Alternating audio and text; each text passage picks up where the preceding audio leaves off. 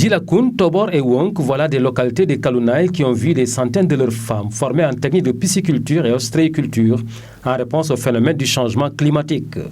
Une initiative née du PRGTE est mise en œuvre par le ministère des Pêches et de l'Économie maritime à travers l'Agence nationale de l'aquaculture. C'est compte tenu des effets des changements climatiques et qui a beaucoup impacté sur les rendements de culture, sur la production halieutique et tout, et qui fait qu'aujourd'hui le gouvernement du Sénégal a initié avec l'accompagnement du PNUD et du FEM ce projet. La pisciculture est une activité nouvelle. Il faudrait quand même que les producteurs, que les bénéficiaires soient outillés pour bien gérer cette activité. Relever le défi de la mise en œuvre de ce projet a exigé la mobilisation de cette centaine de femmes pour une séance de renforcement de leurs capacités. Une activité accueillie par le village de Djilakoun ce mardi. Le contenu que nous avons mis dans la formation, à savoir comment choisir un site, le choix du site.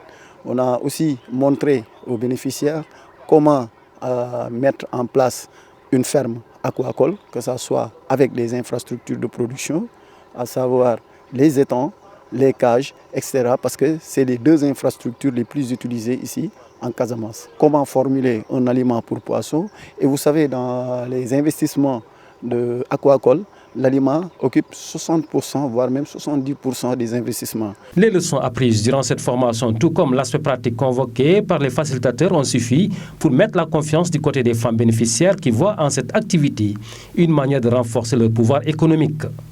On nous a montré comment élever des poissons dans des bassins, comment les nourrir aussi. Ils nous ont montré comment nous allons faire pour préparer l'aliment des poissons. Au lieu d'aller acheter, cela nous a apporté beaucoup de choses. Certains d'entre nous ne connaissent même pas comment faire. Mais cette formation nous a appris beaucoup de choses. Cette formation nous permettra de bien amener ce projet de loin, avoir notre propre autonomie. Rappelez que le projet de renforcement de la gestion des terres et des écosystèmes des Niayes et de la Casamance prend de plus en plus ses empreintes à Ziguinchor, tout comme dans la région de Sédhiou, porté par l'État du Sénégal et son partenaire de UNDP.